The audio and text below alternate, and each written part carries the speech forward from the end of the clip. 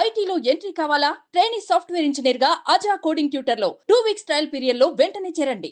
నా కళ్ళ ముందే కనిపిస్తుంది. నాన్న అంటే నాకు గుర్తొచ్చే ఒక సంఘటన అదే. అనిపించిందంటే ఏమని చెప్తారు సుశీల గారు? ఏవండి నేను ఒకటండి కడుపుతోటి ఉన్నప్పుడు నాకు పెయిన్స్ వస్తుంటే మేడపైన ఉన్నా. కింద దిగాలి. కింద దిగాలంటే దిగలేకపోతున్నాను. మా ఫాదర్ ఇట్లా చేతుల మీద ఎత్తుకొని తీసుకెళ్ళారండి హాస్పిటల్‌కి నన్ను. చేతుల మీద ఇట్లా ఎత్తుకొని మెట్లు దిగారు. నాకు ఆ ఒక్క దృశ్యం నేను అసలు లైఫ్‌లో మర్చిపోనండి. చాలు అన్నేళ్ళు పెంచినందుకు ఆఖరిన ఫస్ట్ డెలివరీ అనమాట. ఒకే ఒక కూతురు. ఆ చేతుల మీద ఎత్తుకొని దిగారండి. అంతేకాదండి నాకు ఎప్పుడు 1970స్‌లోనో ఎప్పుడో హిస్టీరియా వచ్చింది.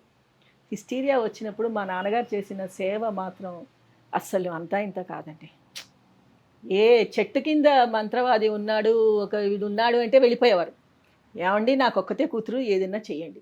దానికి ఇట్లా వచ్చింది. నోట మాట పడిపోయింది. మాట లేదు. 4, 5 డేస్ మాట్లాడలేదు. అన్ని సంజ్ఞలే. అప్పుడు రాజశ్రీ వీళ్ళందరూ వచ్చేవారు.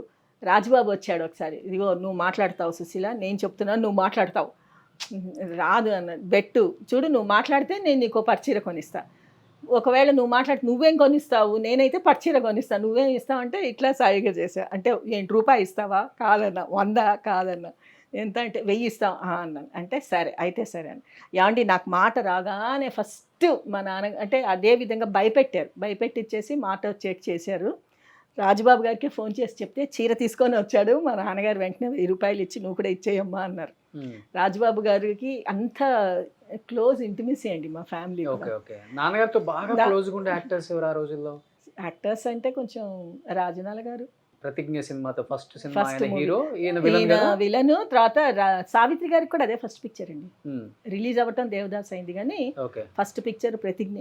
ఆయన ప్రతిజ్ఞకే సైన్ చేసింది. హెచ్ఎం రెడ్డి గారి పిక్చర్కే సైన్ చేసింది సావిత్రి గారు కూడా. సో కొన్ని అట్లా చాలా అనేకమైన ఇది ఉండేదండి. నాకు బాగాలేనప్పుడు పాపం మా ఫాదర్ అర్ధరాత్రి 12ంటికి నిమ్మకాయ చుట్టాలి, తల కింద పెట్టి కట్ చేసి 4 రోడ్లు దగ్గర పడేసి రావాలి అంటే మా నాన్నగారే 12ంటి దాకా మెళుకుగుండి అవన్నీ చేసి తీసుకెళ్ళి పడేసి అప్పుడు ఇంటికి వచ్చి స్నానం చేసి పడుకునేవారు. ఓకే, బ్రాహ్మిన్స్ కదా? అవునండి. కొన్ని ఆచారాలు కూడా ఎక్కువ ఉంటాయి. అంటే మా ఫాదర్కి ఏం ఆచారాలు అంత ఇదిగా ఏమి లేదండి. ఇండస్ట్రీలో ఉన్నారు కాబట్టి అంత మడిగిడి మా ఇంట్లో మడి ఇదేం లేదండి. ఎందుకంటే మా ఫాదర్ నాన్ వెజిటేరియన్ తినేవారు. అంటే షూటింగ్స్కి వెళ్ళేటప్పుడు మరి తప్పవు కదండి, పక్కన ఆర్టిస్టులు ఉన్నప్పుడు ఇంకా మా నాన్నగారు తింటారులేండి నాన్ వెజిటేరియన్, ఆయన తింటారు. ఓకే, మేము కూడా మా అమ్మ కూడా ఎప్పుడు అబ్జెక్ట్ చేయలేదు. ఒక్కటే మీరు చెప్పండి నేను వండుతా అంటే హైమా నువ్వు నాన్ వెజిటేరియన్ వండిన రోజు నేను నాన్ వెజిటేరియన్ తింటమే మానేస్తాను అన్నారు మా నాన్నగారు. వద్దమ్మా ఇది అస్సలు వద్దు, ఎగ్ మాత్రం వండుతుంది మా అమ్మ. నాన్నగారికి 2 పెళ్ళిళ్ళమ్మా? అవునండి. ఫస్ట్ వైఫ్ ఆవిడ పాండురోగం అంటారు చూడండి, ఎనీమియానో ఏదో అంటారు అప్పట్లో, ఆవిడకి అది వచ్చి పోయింది. 2 పిల్లలు ఆవిడకి. ఫస్ట్ ఒక పాప, ఆ అమ్మాయి పుట్టగానే పోయింది ఆవిడ ఉన్నప్పుడే. తర్వాత ఒక బాబు అయితే మా మదర్ పెళ్లి చేసుకున్న తర్వాత పోయిందనమాట. మా మదర్ని ఇచ్చి పెళ్లి చేసింది ఆవిడే, ఫస్ట్ వైఫే. ఆవిడ పేరే సుశీల. సో ఆ పేరు ఆ పేరు నాకు పెట్టారనమాట మా నాన్నగారు. ఆవిడ పాండురోగంతో ఆవిడ పోయారండి. ఇప్పుడు వాళ్ళిద్దరు పిల్లలు కూడా 2 పోయారు. కొడుకు కూడా మా మదర్ పెళ్ళయ్యాక అబ్బాయికి నిమోనియా వచ్చి డాక్టర్ తెలియకుండా బై మిస్టేక్ పెన్సిలిన్ ఇంజెక్షన్ ఇచ్చాడు టెస్ట్ చేయకుండా. అది ఆ అబ్బాయికి రియాక్షన్ లాగా ఇచ్చేసింది. ఇచ్చి ఆ అబ్బాయి చనిపోయారు. సో ఇప్పుడు 2వ పెళ్లి చేసుకున్న తర్వాత 5 మళ్ళీ మేము 5 4 కొడుకులు, మీరు ఒక్కళ్ళు. 5 అంటే ఫస్ట్ ఒక పాప పుట్టిపోయింది మా అమ్మకు కూడా. నా తర్వాత ఒక అబ్బాయి పుట్టిపోయాడు. నా తర్వాత ఒక అబ్బాయి అంటే మా నాన్నగారు శివుడి వేషాలు ఎక్కువ వేయరండి.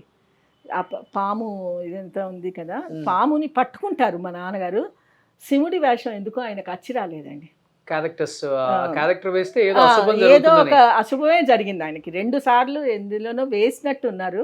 అదొక్కటి ఎప్పుడు చెప్పేవారు అనమాట. ఎన్టీఆర్ గారికి కూడా ఉందనుకుంటారు. ఆయన వేశారండి శివుడుగా. రామారావు గారు చాలా సినిమాలు యాక్ట్ చేశారు. మరి ఆయనకి ఏమైనా ఏం జరిగిందో అంత తెలీదు, కానీ మా నాన్నగారికి మాత్రం శివుడి వేషం అచ్చి రాలేదు. సో ఆయన అది వేసినప్పుడు కొడుకు చచ్చిపోయాడా? కొడుకు ఒకడు. తర్వాత ఇంకేదో కూడా చెడు జరిగింది అని విన్నాను. అంటే మేమంతా చిన్నపిల్లం, అంత పెద్ద మమ్మల్ని మా ముందు అసలు మాట్లాడుకునేవారు కాదు మా నాన్నగారు, ఏమీ లేదు అసలు. సో వాళ్ళు అనుకుంటూ ఉంటే విన్నాం అంతే. ఓకే. సో అమ్మ ఇప్పుడు ఓ, అంత సంపాదించారు నాన్న సినిమాలలో. ఆ రోజుల్లో రెమ్యునరేషన్ ₹100 ఇచ్చినా ఒకటే, ఇప్పుడు ₹1,00,000 ఇచ్చినా ఒకటే. ఆ రోజుల్లో మీరు అన్నట్లుగానే ఎకరం 1200 అన్నారు కదా. అవును. సో ఇంకా దాని తర్వాత చూసుకుంటే వీళ్ళకి రెమ్యునరేషన్ కూడా బాగానే ఉన్నాయి అప్పుడు. ఈక్వల్గా హీరోతో పాటు తీసుకునే వాళ్ళ నాన్నగారు ఇప్పుడు కూడా. చూడండి, రామారావు గారు నాగేశ్వరరావు గారి కంటే కొంచెం తక్కువ ఉండొచ్చు తక్కువ ఉండేది. నాన్నగారిది. మ్మ్. మేము మాకు అంటే ఇప్పుడు మాకు తెలీదు మ్మ్. ఎంత అయింది, ఎంత తీసుకునేవారని కూడా మాకు తెలియదు సార్. ఒక మా పెద్దన్నయ్యకే తెలుసు, ఎందుకంటే ఎక్కువ మా పెద్దన్నయ్య చూసుకుంటూ ఉండేవాడు. అంటే నాన్నగారు సినిమాలో సంపాదించింది సినిమాలోనే పోగొట్టుకున్నారు. పోగొట్టుకున్నారు. ఆ?